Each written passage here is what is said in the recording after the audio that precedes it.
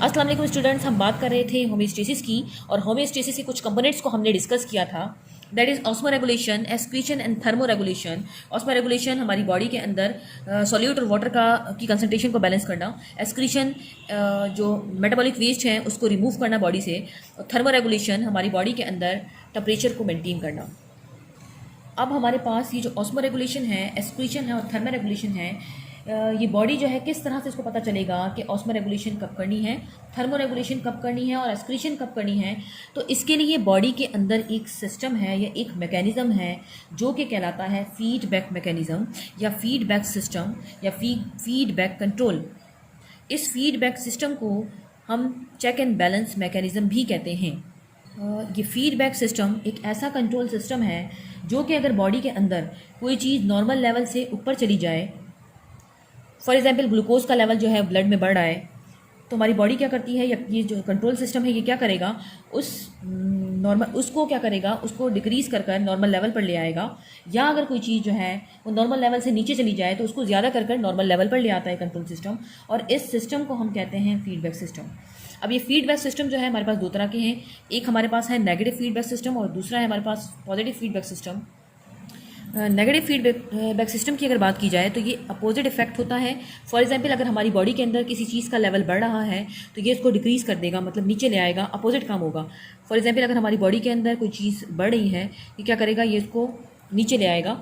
और positive feedback system क्या होता है कि फॉर एग्जांपल अगर हमारी बॉडी के अंदर एक चीज़ बढ़ रही थी तो बॉडी ने ऐसा किया कि वो चीज़ और इंक्रीज़ हो जाए, इसे हम कहते हैं पॉजिटिव फीडबैक।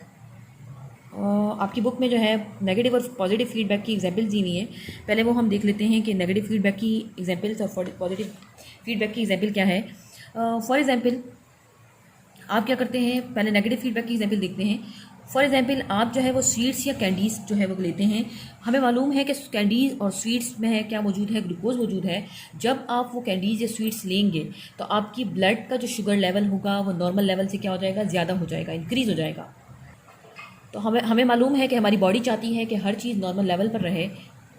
तो इस ब्लड शुगर लेवल को नॉर्मल लेवल पर लाने के लिए अब बॉडी क्या करेगी, हमारी बॉडी के अंदर एक ग्लैंड है जो कहलाता है पेनक्रियाज ग्लैंड। अब पेनक्रियाज जो है उसके सेल्स फ़ौरन से ग्लूकोज का लेवल चेक करते हैं और पेनक्रियाज जो है एक हार्मोन सिक्रीट करता है, वो हार्मोन कहलाएगा इंसुलिन। और ये जो ब्लड ग्लूकोज लेवल है ये इस ब्लड से ग्लूकोज को लेकर जाएगा सेल में और वहाँ जमा करवा देगा, और इस तरह ब्लड के अंदर ग्लूकोज का लेवल कम हो जाएगा। तो हमने क्या किया, हमने कैंडीज़ या स्वीट्स खाई, उसके अंदर ग्लूकोज जो है मौजूद था। हमने जैसे ही वो खाया तो हमारे ब्लड के अंदर ग्लूकोज का लेवल इंक्रीज़ हो गया। अब हमारे पास पेनक्रियाज ने क्या किया, पेनक्रियाज ने एक हार्मोन सिक्रीट किया, और उस हार्मोन ने क्या किया, जिसे हम इंसुलिन कहते हैं, उस हार्मोन ने क्या किया कि ब्लड से ग्लूकोज को लेकर सेल के अंदर जमा करवा दिया, और इस तरह से ब्लड के अंदर ग्लूकोज का लेवल कम कर दिया। सेकेंड है हमारे पास पॉजिटिव फीडबैक। पॉजिटिव फीडबैक जो है उसमें बुक में आपकी एग्जांपल दी हुई है कि सपोज़ करें कि आपके पास जो वार्म ब्लडेड एनिमल्स होते हैं, वार्म ब्लडेड एनिमल्स में क्या होता है कि जब टेम्परेचर रेगुलेशन होता है, मतलब टेम्परेचर इंक्रीज़ हो रहा है, तो उनका बॉडी टेम्परेचर भी क्या हो जाता है, इंक्रीज़ हो जाता है। तो ये हमारे पास कहलाता है पॉजिटिव फीडबैक। इसकी कुछ और एग्जाम्पल भी हम डिस्कस कर लेते हैं। सबसे पहले हम देख लेते हैं पॉजिटिव फीडबैक की एग्जाम्पल्स। देखिए जो लेबर है मतलब ड्यूरिंग डिलीवरी जब चाइल्ड की बर्थ होने वाली होती है तो उस टाइम मसल्स कॉन्ट्रैक्शन बहुत ज़्यादा ज़रूरी होती है ताकि चाइल्ड की बर्थ जो है वो क्या हो जाए, इजीली हो जाए। तो इसके लिए एक हार्मोन है जो सिक्रीट होता है एक ग्लैंड से, और वो ग्लैंड कहलाता है पिट्यूटरी ग्लैंड। ये जो पिट्यूटरी ग्लैंड है ये हार्मोन सिक्रिएट करेगा, ये कहलाएगा oxytocin hormone. Oxytocin hormone secrete करता है। ऑक्सीटोसिन हार्मोन जो है वो मसल्स की कॉन्ट्रैक्शन को इंक्रीज़ करता है। जब मसल्स की कॉन्ट्रैक्शन इंक्रीज़ होगी तो जो बर्थ है वो भी क्या हो जाएगी, ईजी हो जाएगी। देखिए शुरू में जो ऑक्सीटोसिन है, ऑक्सीटोसिन हार्मोन वो रिलीज़ होता है लेकिन कम रिलीज़ होता है। इसके बाद बॉडी क्या करती है, ड्यूरिंग बर्थ टाइम बॉडी जो है वो मैसेज देती है ताकि ऑक्सीटोसिन और ज़्यादा रिलीज़ हो। जब ऑक्सीटोसिन और ज़्यादा रिलीज़ होता है तो मसल्स की कॉन्ट्रैक्शन भी क्या होती है, वो ज़्यादा हो जाएगी, और जो चाइल्ड है उसकी बर्थ भी ईजी हो जाएगी। तो ये हमारे पास कहलाता है पॉजिटिव फीडबैक। एक और एग्जाम्पल देख लेते हैं। देखिए जो ब्लड वेसल्स होती है, अगर ये रप्चर हो जाए तो ब्लड क्या करेगा, ब्लड लीक करने लगेगा। तो ये जो ब्लड वेसल्स है अगर ये रप्चर हो जाए तो ब्लड क्या करेगा, ब्लड जो है वो लीक करेगा। और हमें मालूम है कि ब्लड के अंदर क्या मौजूद होते हैं, प्लेटलेट्स मौजूद होते हैं। तो यहाँ पे जो है प्लेटलेट्स मौजूद है इस ब्लड के अंदर। तो जब प्लेटलेट्स को पता लगेगा कि ब्लड लीक कर रहा है तो ये यहाँ आकर जमा होने लगेगा। अब ये जो प्लेटलेट है ये क्या करते हैं, ये एक केमिकल रिलीज़ करेगा जो कि प्लेटलेट को बुलाता है कि ब्लड जो है वो लीक हो रहा है। तो इस तरह ये क्या करेगा, ये केमिकल रिलीज़ करेगा और दूसरे प्लेटलेट को बुलाएगा।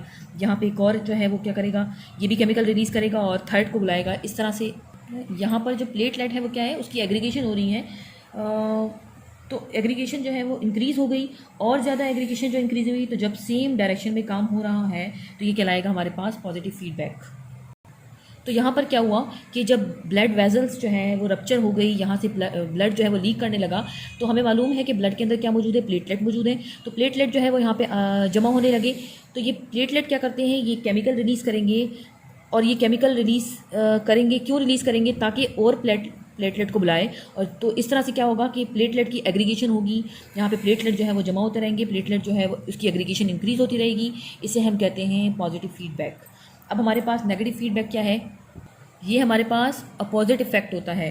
तो इसकी कुछ एग्जांपल्स हम डिस्कस कर लेते हैं। यहाँ लिख लेते हैं नेगेटिव फीडबैक, नेगेटिव फीडबैक। देखिए विंटर में क्या होता है कि विंटर में हमें सर्दी लग रही होती है, मतलब जब हमें क्या होता है, सर्दी लग रही होती है, तो हमारी बॉडी के अंदर कुदरती एक मैकेनिज़्म है जो कि बॉडी टेम्परेचर को क्या करता है, इंक्रीज़ करता है और हमें हीट देता है, जिसकी वजह से हमें सर्दी नहीं लगती। अब ये कैसा होता है, देखिए हमारे ब्रेन के अंदर एक सेंटर है जो कहलाता है हाइपोथैलेमस। हाइपोथैलेमस जो कहाँ प्रेजेंट होता है, ये ब्रेन में प्रेजेंट होता है। अब हाइपोथैलेमस क्या करता है, हाइपोथैलेमस जो है एक मैसेज देता है किसको, एंटीरियर पिट्यूटरी ग्लैंड को। एंटीरियर पिट्यूटरी ग्लैंड को ये मैसेज देगा और वो मैसेज क्या होगा, ये सिक्रीट करेगा एक hormone, that is TRH, thyroid releasing hormone.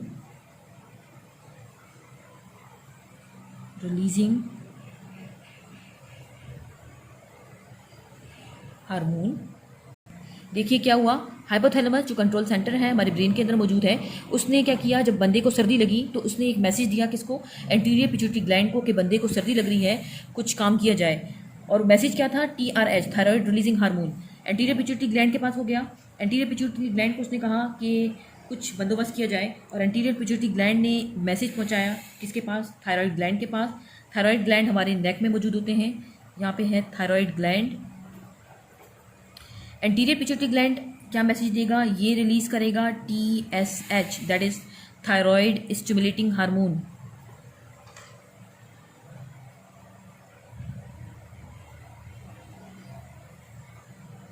Anterior pituitary gland ने थायराइड स्टिमुलेटिंग हार्मोन जो है वो रिलीज़ किया और किसके पास गया, ये थायराइड ग्लैंड के पास जाएगा। थायराइड ग्लैंड कहाँ प्रेजेंट है, ये नेक में प्रेजेंट है।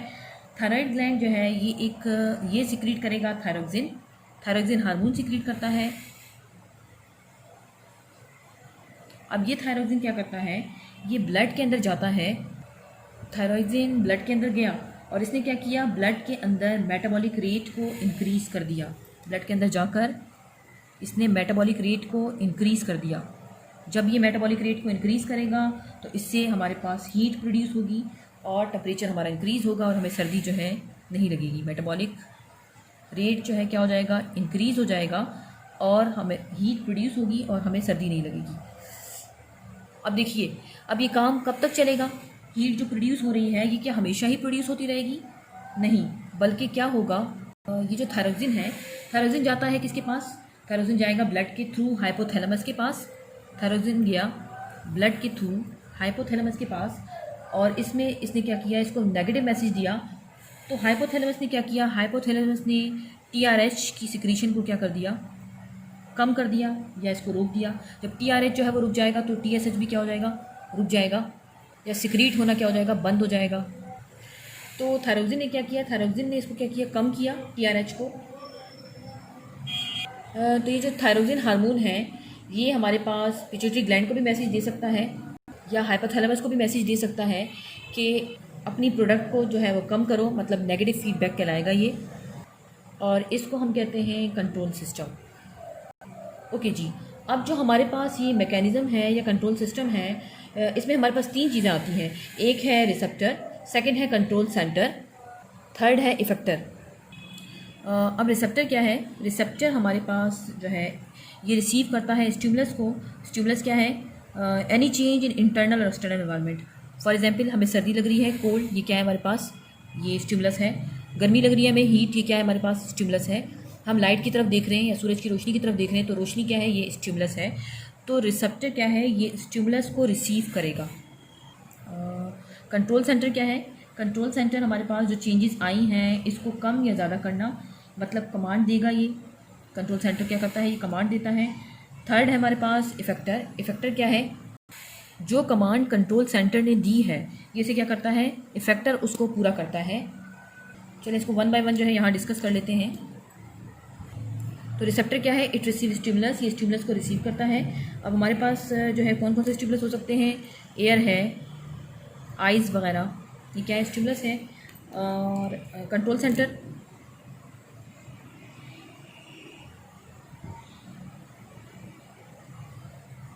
कंट्रोल सेंटर क्या है? It sends a necessary command what actions to be taken. तो it sends a necessary command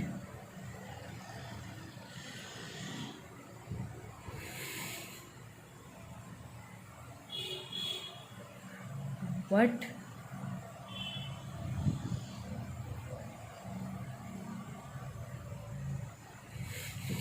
for example हमारे पास ब्रेन है, स्पाइनल कोड है, ब्रेन, स्पाइनल कोड, ये हमारे पास क्या हो सकती है? कंट्रोल सेंटर हो सकते हैं। थर्ड हमारे पास है इफेक्टर। तो इफेक्टर क्या है? विद इन कॉन्टैक्ट होता है किसके साथ? कंट्रोल सेंटर के साथ। तो जो कमांड जो है कंट्रोल सेंटर देता है, इफेक्टर उसको क्या करेगा? पूरा करेगा। तो the task according to the command from the brain, ये क्या कहलाएगा? हमारे पास इफेक्टर कहलाएगा। द टास्क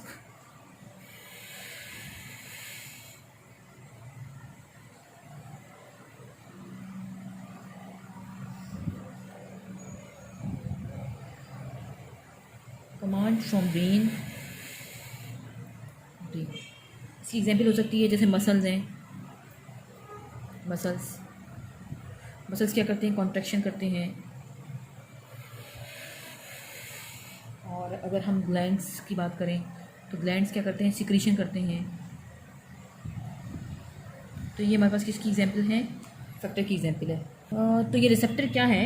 ये रिसेप्टर बॉडी के कुछ सेल्स हैं जो कि इन्वायरमेंट में अगर कोई चेंज आता है उसे डिटेक्ट कर लेते हैं और आगे भेजते हैं। कहाँ पर भेजेंगे? कंट्रोल सेंटर में भेजते हैं। तो इसमें इस कंट्रोल सेंटर में हमारे पास क्या आ जाएगा? ब्रेन आ जाएगा और स्पाइनल कोड आता है। तो कंट्रोल सेंटर उस चीज़ को क्या करता है? एनालाइज करता है कि क्या हो रहा है और इसके अगेंस्ट एक रिस्पॉन्स बनाएगा।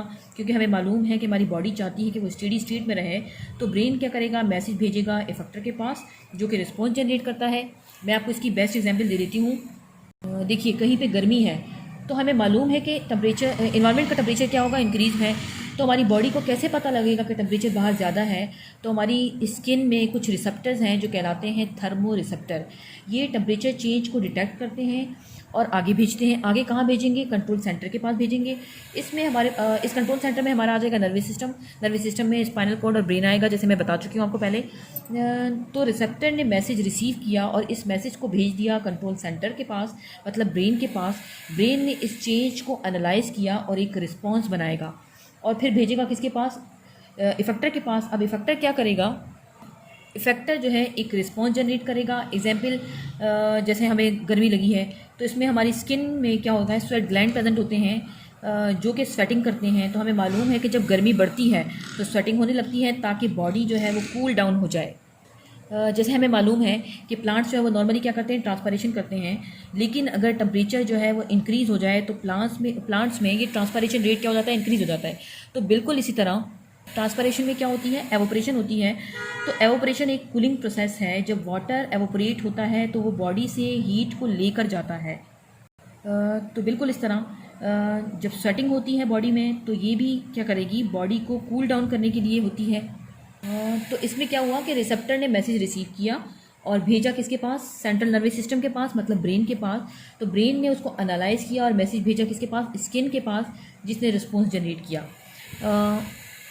अब ये जो सिस्टम है ये डिसाइड करता है कि काम कब करना है, कब नहीं करना।